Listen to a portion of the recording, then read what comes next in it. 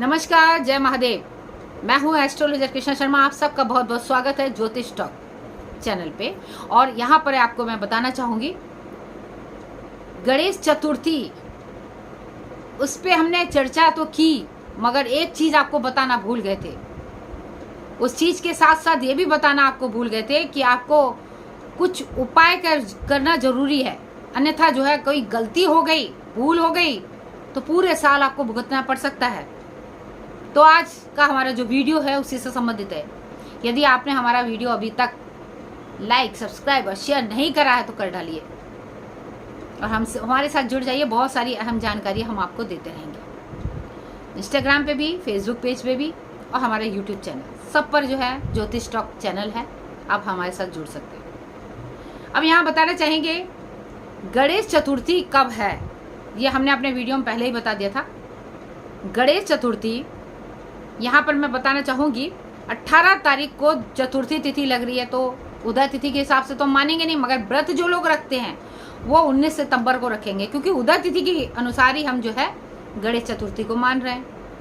अब बात आ जाती है कि हम गणपति जी को कब लाएं। आप जो है 18 को ला सकते हैं रात्र में, और फिर तो शुभ मुहूर्त मैंने आपको बता ही दिया है अपने अगले वीडियो में, जो बताया था, जो हमारा हमारा जो वीडियो था उसमें हमने आपको बता दिया था। अब यहाँ पर मैं आपको बताना चाहूँगी कि चतुर्थी का दिन, इस भद्रपद की जो चतुर्थी तिथि होती है, इसमें इस चतुर्थी को कलंक चतुर्थी के नाम से भी जाना जाता है, पत्थर चौथ के नाम से भी जाना जाता है। और ये क्यों, क्या कारण होता है? क्योंकि दुनिया जो है यही जानती है कि चतुर्थी के दिन चांद को देखकर गणपति जी की पूजा आराधना करते हैं। चांद की पूजा होती है, यहाँ चांद की भी पूजा होती है, मगर एक समय होता है, उस समय के अनुसार ही आप पूजा करिए। अन्यथा क्या होता है, अगर आपने उस समय पूजा कर ली जिस समय आपको चांद नहीं देखना है, तो आपको कलंक लग सकता है, आपके साथ कोई ना कोई ऐसी झूठा इल्जाम लग जाएगा जिसकी वजह से आप पूरी साल आप उस झूठे इल्जाम के सहारे जिएंगे। आपको शर्मिंदगी महसूस होगी, समाज में आपका मान सम्मान का स्तर एकदम घट जाता है। तो यहाँ पर ये कलंक चतुर्थी, इसलिए इसका महत्व ये है कि एक तो जो है भगवान श्री कृष्ण को भी ये चांद देखने पर, ये चतुर्थी, कलंक चतुर्थी का जो चांद देखा था, तो उनके ऊपर भी ये इल्जाम लगा था। सैमंतक मणि का चोरी होने का जो इल्जाम भगवान श्री कृष्ण पर लगा था, जब वही नहीं बचे इस इल्जाम से, तो हम मनुष्यों की क्या औकात।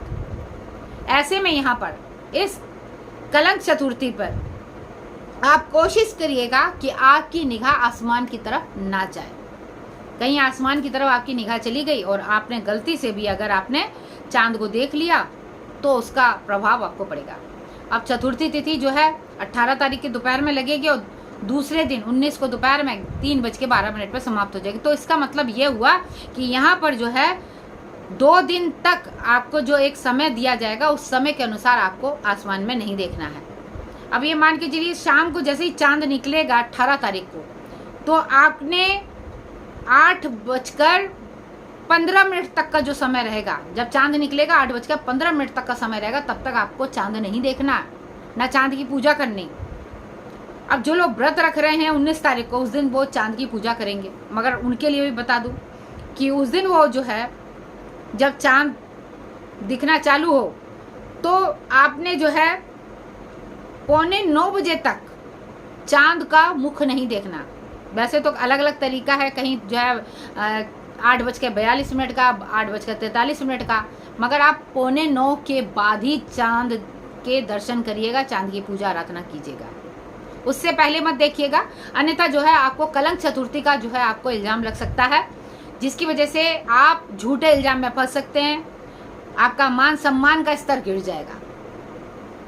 अब ऐसे में किसी से गलती से अगर भूल हो जाती है तो क्या करते हैं, तो भगवान श्री कृष्ण की एक कथा है सैमंतक मणि की, जो गणेश जी की एक किताब है कथा की, आप उसमें ये कहानी आप देख सकते हैं या गूगल पे भी आप सर्च कर सकते हैं।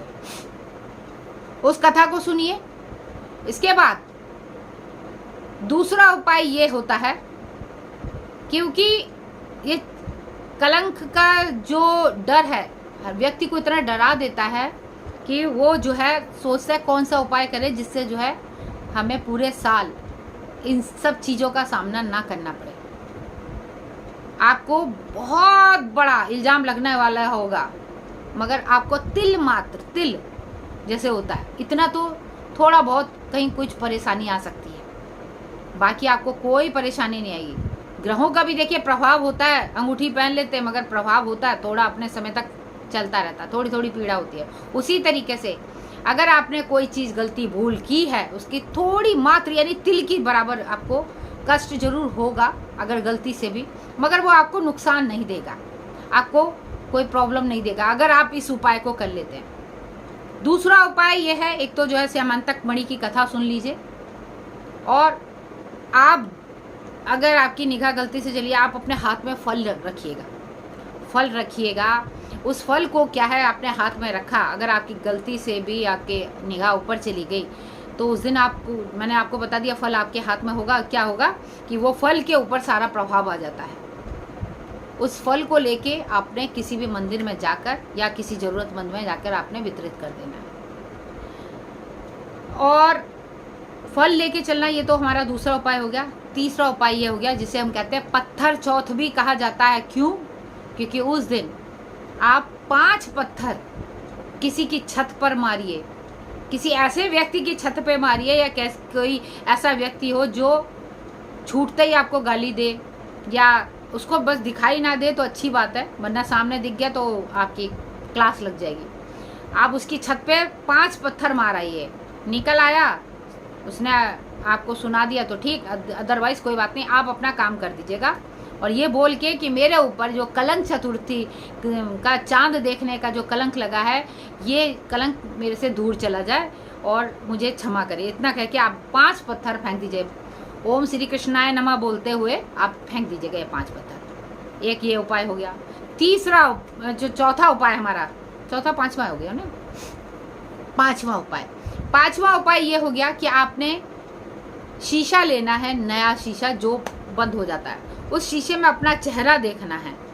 उस चेहरे को देखने के बाद उसको बंद कर देना है। उस शीशे को लेकर आप किसी मंदिर में जाकर, गणपति जी के मंदिर में जाकर उस शीशे को छोड़ के आइए, अन्यथा आप बहते हुए जल में प्रभावित कर दीजिए, या फिर उस शीशे को कहीं ऐसी जगह वीराने में किसी पेड़ वेड़ के नीचे फेंक दीजिएगा। कोशिश ये करिएगा जल में फेंक दीजिए, या फिर आप मंदिर में जाके गणपति जी के चरणों में उस शीशे को छोड़ आइए। इससे क्या होगा, इसका जो प्रभाव है, जो चतुर्थी का जो कलंक चतुर्थी का जो प्रभाव है, वो आपके ऊपर समस्या नहीं आएगी। आप ये उपाय कर लीजिए।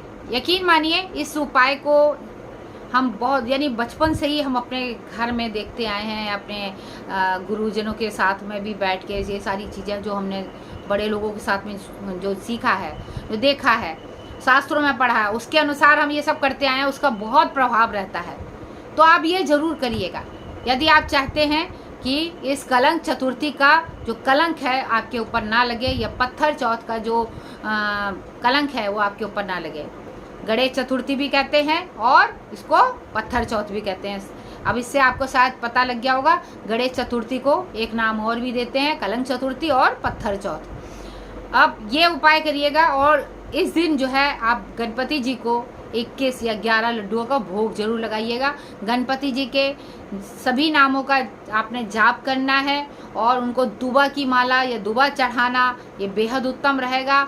और गणपति जी को अगर जब पूजा आराधना कर रहे हैं तो आप मुट्ठी भरकर आपने गेहूँ जरूर चढ़ाइएगा, वो उनके मूसक के लिए रहता है।